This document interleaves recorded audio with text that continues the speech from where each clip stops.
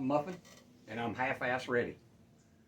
Been a minute or two since I seen y'all, so got a little thunderstorm brewing up this evening. So I'm gonna call this segment "Beer, Books, and a Break." So take a little minute here. Some things been on my mind. A couple things I want to talk to y'all about. So uh, beer first.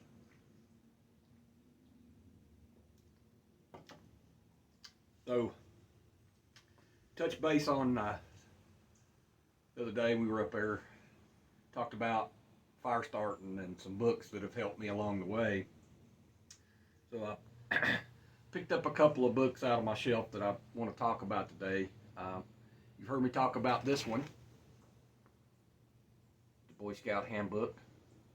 We're going to talk about some other things in it besides fire starting. And this is a neat little book, man. We're going to talk about this. 52 Prepper Projects. This book from a guy named Nash. This book is by no means a Bible for a prepper, but I love the way it's set up. It gives you week by week, 52 weeks, which is 1 year. So it gives you week by week. It gives you a shopping list that you may or may not follow. It may not be your shopping list, but it's cool. As you look at the shopping list as it progresses every week, and you'll see a lot of things repeated, then you start understanding how your shopping list has to work. But there's several little projects in there. Some of them are ridiculous. I mean, like the dude in there builds a steam engine with a pressure cooker and an old weed eater motor. Look, it's a cool concept, but is the juice worth the squeeze, right? So, but it's a good book. There are some cool little projects in it. There's some real handy dandy tips in here. So I like this book. I keep it on my shelf. I look at it a lot. I pull it down a lot and look at it a lot. So check this book out. I bought it on Amazon. I think it was about $17. So which is bargain basement for this. So before I get back into our next book, the Boy Scout Handbook. And look, I could do hours on this book. My son and I can do hours on this book, and we have. But I want to. And happy 4th of July, by the way. The miracle of birth of this country, I think falls on deaf ears nowadays. I think it's a chance for some people to fire off some fireworks and disrespect our country. And but again, happy 4th of July. But being the 4th and some things, recent things that have happened in my life and in my professional life and in the public domain, I want to talk about winning. When the hell did it become wrong in this country to be a winner, right? When did winning become a bad thing, right? I I played sports my entire life, and I joined the Marine Corps to join a winning team, and I have so many men, and I'll say men. I didn't have any female coaches. All my coaches were men in every sport I played. But I have a lot of winning women in my life too. Don't get me wrong. Women who like to win, who understand winning. But winning was the most important thing when we took the field, right?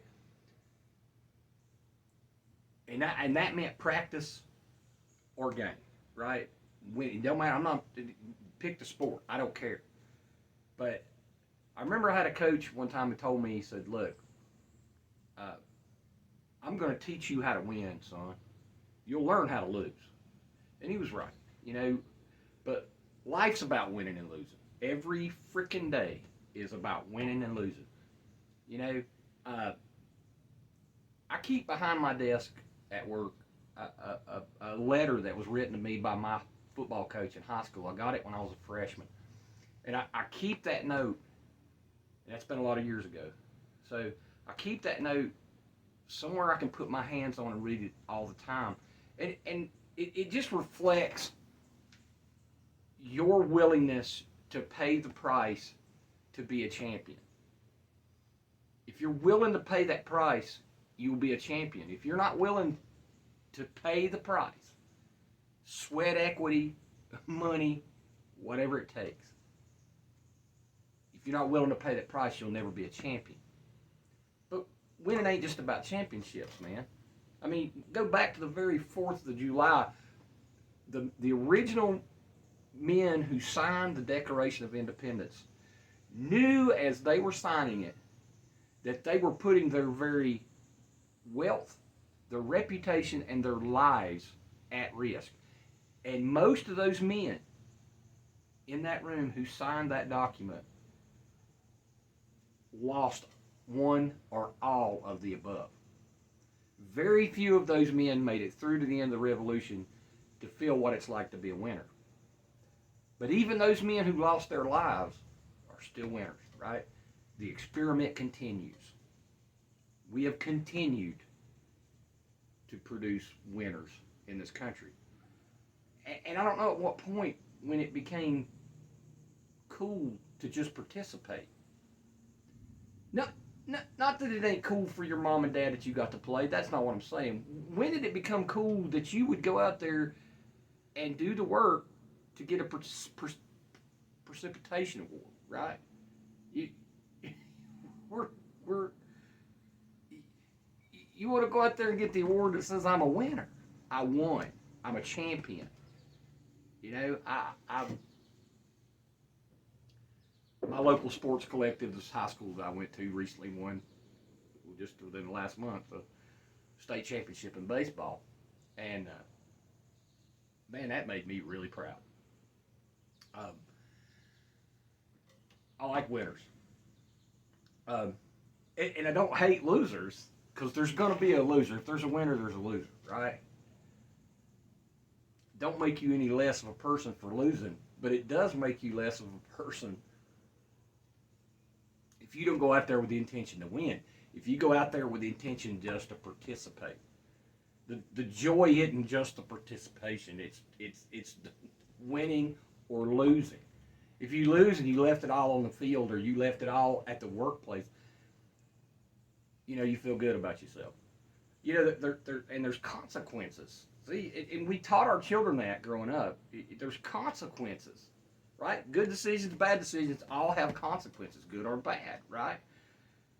Winning and losing, same thing. There's consequences. If you don't decide to cut it easy on Wednesday at practice, then Friday night when it gets tough, you hold back a little bit. 4th of July, y'all hear firecrackers.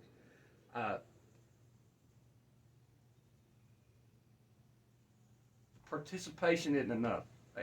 Winning and losing, and that affects our everyday life. It affects the people that you work with, and you guys know who I'm talking about. The guys you work with that don't really care if they win or lose, right? They just happy to be there and grab a paycheck. Well, most of the time they aren't even happy to do that.